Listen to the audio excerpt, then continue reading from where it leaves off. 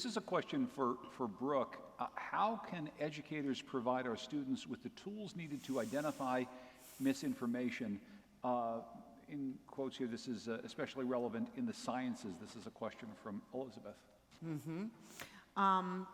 Well, science, in the sciences, I would love to know more about what underlies that question. It is really a difficult subject to cover because we like to cover stories with beginnings, middles, and ends, and science is all middle.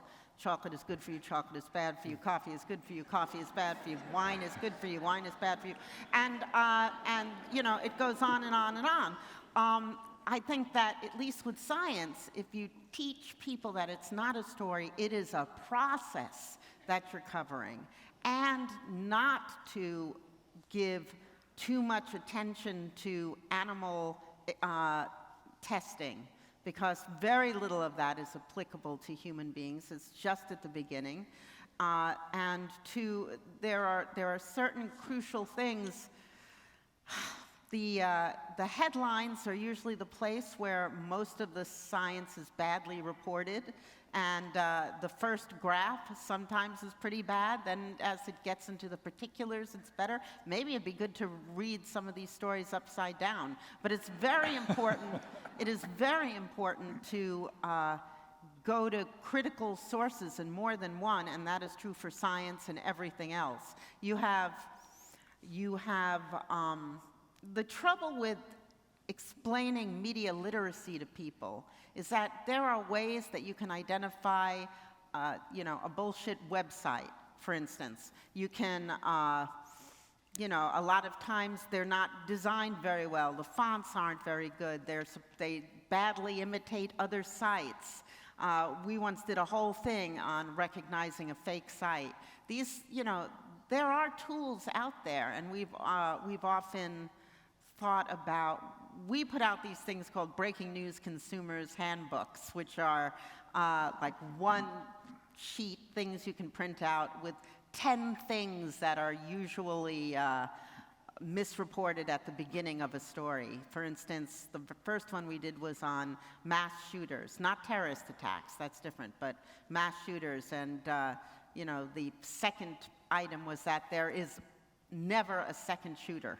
They're just, you know, there's always a report of one. There's never a second shooter, things like that. There are red flags in all sorts of individual classes of stories that we deal with in those Breaking News Consumers Handbooks. You can go to the website and print them all out, or some of them out. They involve epidemics, they involve revolutions, they involve natural disasters, they involve medical breakthroughs. But I think principally the hard thing to convey is that it is not simple. You need to cross-reference stories. And if you have a doubt, any doubt, you should go to another source, another reputable source.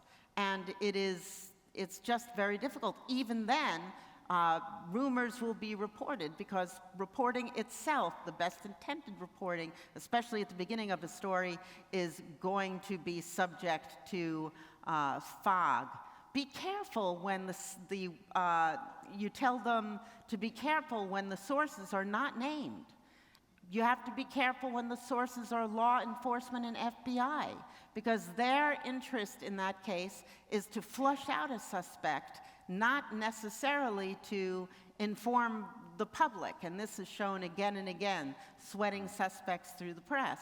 So these are just a few of the things that I would suggest. We've talked on the show for a long time doing like a little media literacy handbook instead of these handouts, and maybe someday that we will do that. But I think the hardest thing and the most important thing an educator should tell their students is to cross-reference stories that aren't very clearly laid out as to source and chronology, and maybe not expect to have the real story in the first go-around. Yeah.